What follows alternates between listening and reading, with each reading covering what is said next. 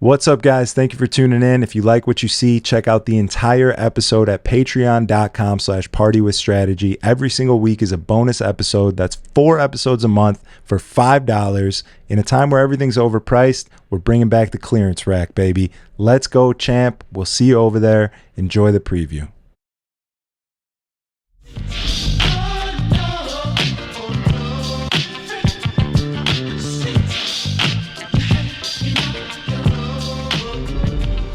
Welcome back to the Party with Strategy podcast. I do just want to start this episode off by saying RIP to the Pope. Well, I shouldn't be laughing for that, actually. I'm going straight I don't to know hell. why you laughed at that. That's crazy, dog.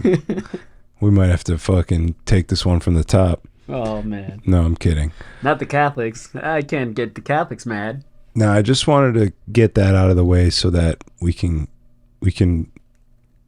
really focus here on this quote that I'm going to read you. From the Pope? Not from the Pope, no. This is from a man who I think many people may have considered their Pope at one time. He said, and I quote, "I just want to be sure and make sure that everyone knows that this is a quote that I am reading, not something that I'm saying. I don't want this to be taken out of context, and it's just a clip of me saying this without the understanding that it is something that I'm reading. So I may have to even just hold the phone up here so people know that I am reading." Do we need to get like a screenshot as well, too?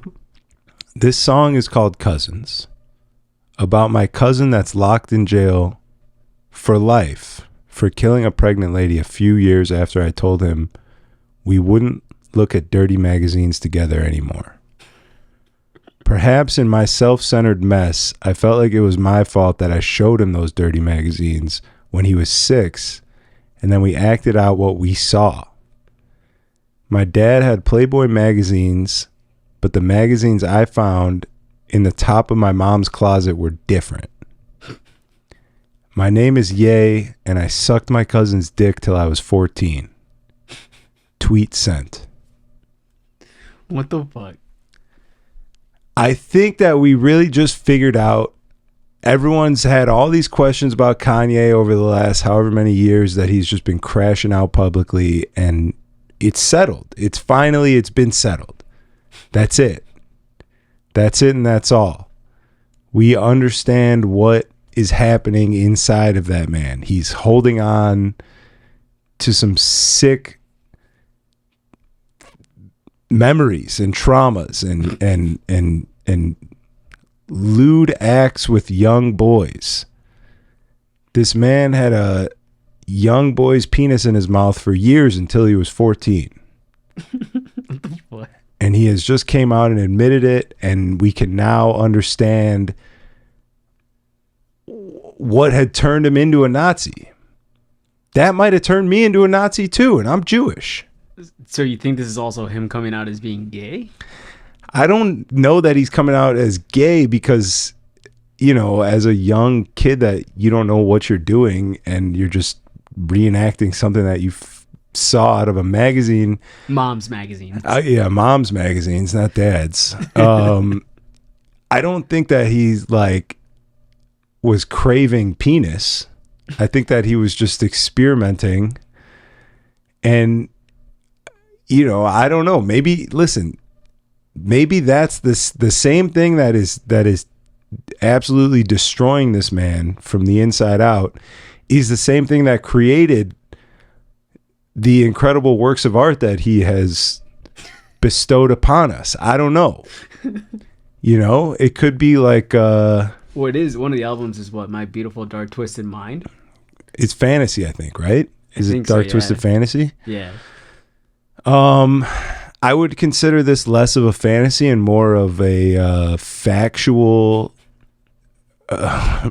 occurrence. I don't know. I don't know either. I don't know, but I just think that like it's solved. We finally got to the bottom of it. But what if he comes out with a tweet next and he's like, oh, that was so-and-so took over my account. None of that happened. None of that's true. No, because he he has would done never. that before. Has he? I think the first time where he was saying, actually no, it was a couple months ago when he was talking all that Nazi stuff, and then he came back and then he was like, "Oh, none of that is factual anymore. I actually came into agreement with the Jewish community, and we see eye to eye now," or some bullshit. Oh, like well, that. he's not. He didn't say that. He like what he wrote was not him. Like someone else writing it. He was just saying like, "Oh, I take it back. Like, I don't hate Jews." You know. Yeah. I don't think he could be like, "Oh, I take this back. I didn't suck my cousin's dick." You know, my cousin took my phone. It was actually him. Yeah, I just find it interesting that we're finally getting to the bottom of it. The truth has been revealed. The kid is fucked up from instances of his childhood that never surfaced and were probably just he just repressed it. He just pushed it down to the bottom of his toenails. And we're finally there. Everything, you know, it was like a seed that had been planted in him, you know, and we watched the flowers grow, and those flowers became college dropout and late registration and graduation and all these beautiful things, all this great music that he brought us. And now, I don't know, maybe it's rotting at the bottom and we've gotten all the flowers that we could, and now it's just become weeds. I don't know. I don't even know how greenery works. I don't know what this metaphor is. Great analogy, though. Yeah. Or something like that. But I just wanted to start off with that. I feel like everyone needs to know, you know, maybe you're not on Twitter, maybe you're not on Black Instagram. If you don't know what's going on with Kanye, I want to be the one to let you know that he was in fact sucking his cousin's dick. We don't know when it started, but we do know when it ended. We know that it ended at 14. Who knows? It could have started at 10. It could have lasted 4 years. This man could have put in, you know, 1,400 plus days of dick sucking at a young age. Dude, that's fucking crazy, man. So, not to make a joke of it, I mean, you know, was someone forcing him to suck the dicks? I don't think so. Was it a molestation case? I don't think so, but who knows? I believe that there's a lot more information to come. More? Yeah, I mean, there's got to be. You don't just drop a bomb like that and then get back to, you know, normal life. Yeah, you gotta. He's purging right now. This is the start of his purge. Oh God! All that. I was gonna say all that semen is coming up, but I don't even think the kid was able to bust at that age, bro. I hope Kanye doesn't watch this episode. I hope Kanye does watch this episode. Yeah, you know, we'll leave it there.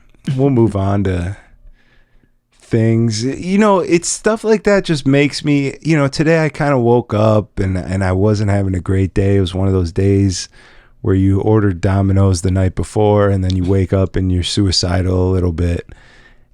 All right. And I'll be honest, I saw that tweet and I was like, life's good. Life's not that bad. I wasn't sucking my cousin's dick at 12. I think I'll be all right. You know? It was a little glimmer of hope. I'll give that to No Jumper. That was the very first post that I saw in the morning as well, too. Opening up Instagram, which honestly, I think I might stop doing. Waking up to terrible news at this point is just like... Yo, waking up with... If you charge your phone next to your bed overnight and you're able to just open your eyes and before you're even awake, before your even mind is spinning to the point where you can understand reality, you reach over and grab your phone and start looking at it, is absolutely the demise. That's how you start your day, at the lowest possible frequency. And I'm saying that as a man that does it. I do it all the time. I'm saying that as a man that fully understands it because I feel it and I live it. In Houston, when I was like at the pinnacle of my health shit, I was charging my phone in the kitchen. I had my alarm clock at the end of my bedroom So I couldn't even turn my alarm clock off from my bed. Like if I wanted to turn my alarm clock off, I had to get up. That's like the whole point of the alarm is to get you up. You Not know? a suggestion. It's not like hey, do you want to wake up at 10:30? Because you don't have to, but you told yourself you wanted to last night. That's why you set me. Yeah, and then you curse it out. I absolutely 10:30 comes around, I turn my alarm off. I wake up at about noon. I look at my phone first thing. It's just the worst absolute way to fucking start your day. And I need to get back to doing things correctly. And it's all the little shit that adds up that builds a good foundation for your day, for you to just really crush it. Be on your fucking Gary V shit. You know? I forgot about him, actually. I still have yet to read his book. Yeah. I can't read well, but so yeah, that was good. Good thing to wake up to. A little shocking, a little jarring, but also, you know, it's just like, oh, life's not that bad. You haven't had that terrible of a life. You know? I didn't know about that about Kanye either up until this morning, so yeah, it makes me rethink family business a little bit, which is kind of it was absolutely one of my favorite songs off of College Dropout. And he even has a line in there, I don't know if you remember, but he says something like something about sleeping over at his cousin's house, or he's something about you got 6 cousins in your bed, 3 by the head and 3 by the legs, something like that. Something about like squeezing a bunch of kids into the bedroom and having a sleepover, which is like relatable. I can remember sleeping at my cousin's house, and there was me, my brother, my cousin who's a male, my cousin who's a female. There's 4 of us. It was like fun time. But this it changes that line a little bit. It really gives a little more insight into what was happening in that bed. You think he's been living like little breadcrumbs here and there from like all these albums, and now he's like, hey, shocker, this was all laid out, and now I'm telling the truth. Yeah, someone right now is going through his entire catalog and connecting the dots the same way that they listen to a Kendrick Lamar song and create all these narratives and uncontrollable or unconceivable circumstances of the, you know, words that he said. The 7th letter of the 8th word in the first bar is, you know, matched up to the last letter of the 9th bar, and that means that he's part of the Illuminati. Someone's going through Kanye's shit right now and doing that. For Absolutely. the 100th time. So we have that to look forward to. This weekend was 50-50. Friday night was just one of those nights. I want to get like I need an Oura ring. And I don't even know if I fully buy into the truth of the information that you're getting from an Oura ring.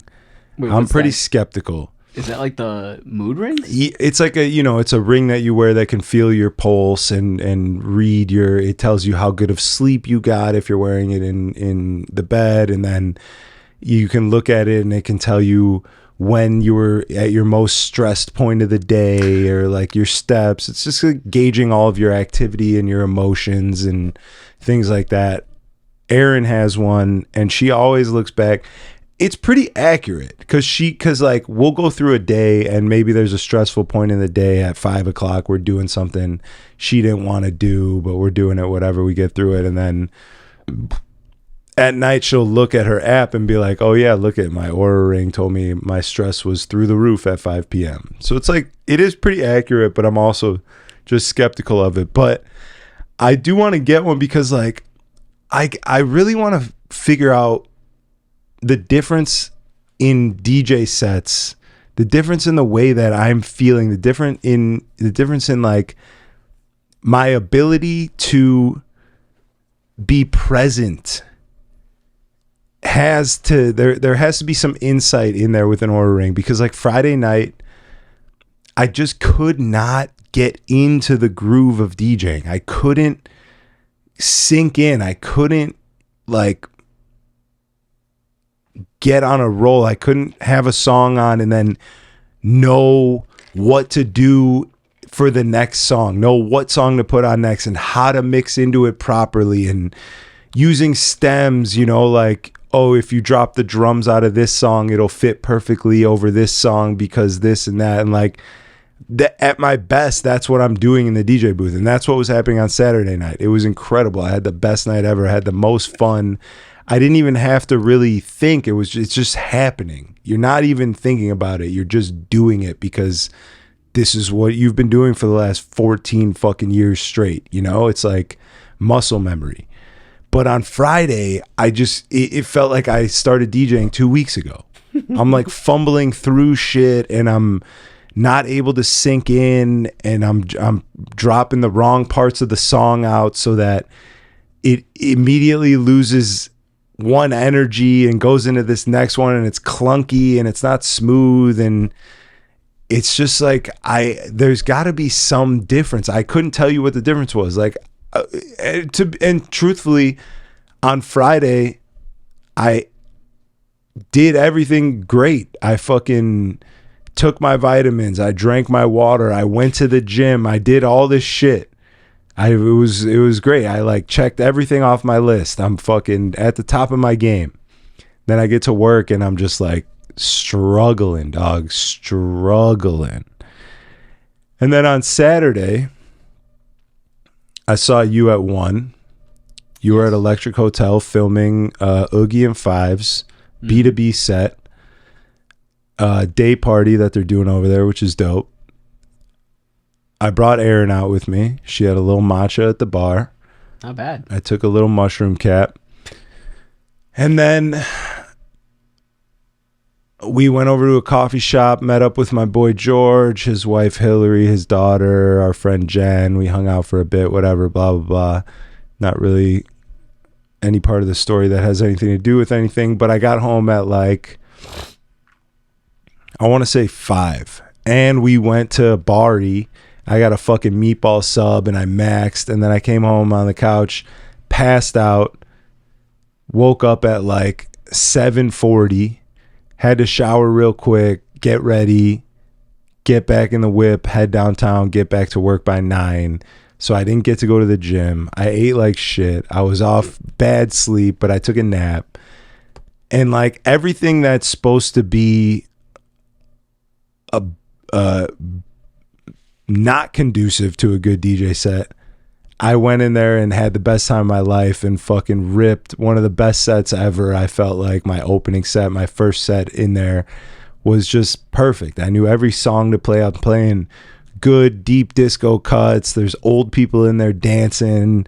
It's just, it feels so good. And I'm not even guessing. I'm not even having to think what to do. I'm like, oh fuck yeah, I'm gonna hit him with this. Oh, I'm gonna give him this. I'm gonna do this. I'm gonna do this. Oh yeah. And it just doesn't make sense to me. I don't know. Like, is it even something that you could figure it out? Is it even something that you could fix? I don't know. Well, alright.